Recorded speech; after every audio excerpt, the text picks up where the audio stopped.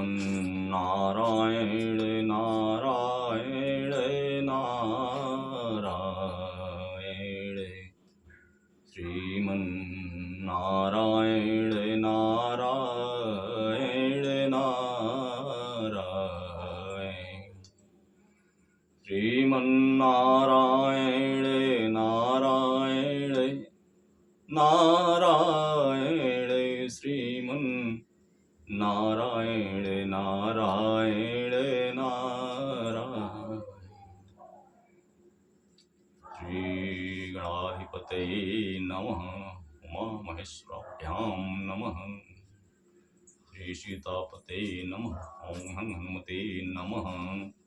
महाकाली महालक्ष्मी महासरस्वत्यो देवताभ्यो नमः। इस संसार में भगवत प्राप्ति या सांसारिक वस्तु की प्राप्ति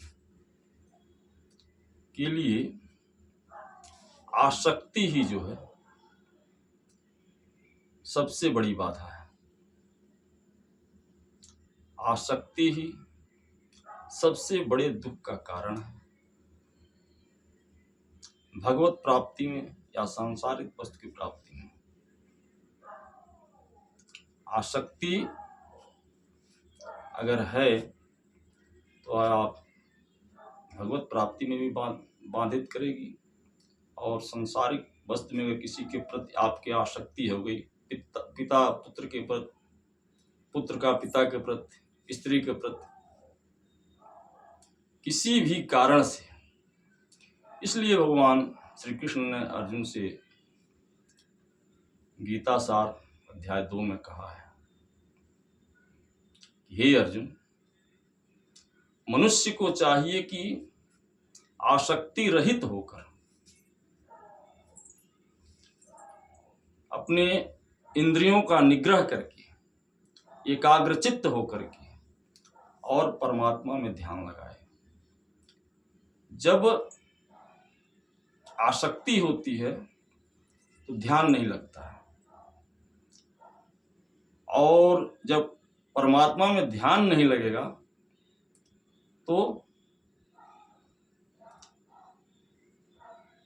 बुद्धि जो है कामना की पूर्ति नहीं होगी।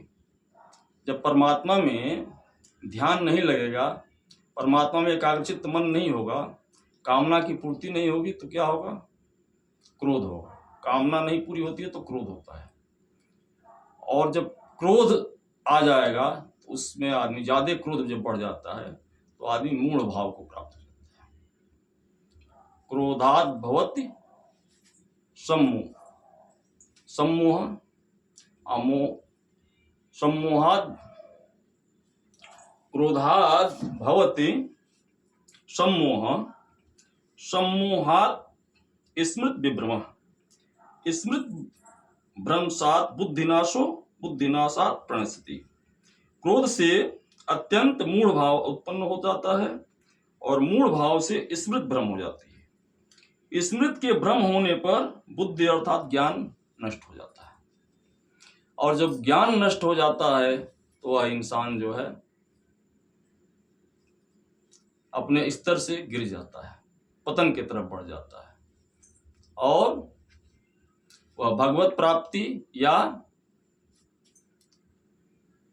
सांसारिक प्राप्ति किसी वस्तु के लिए वह असफल हो जाता है। इसलिए आसक्ति करना जो है, कहने का मतलब आसक्ति मनुष्य के अंदर नहीं होना चाहिए। जय श्री राधे।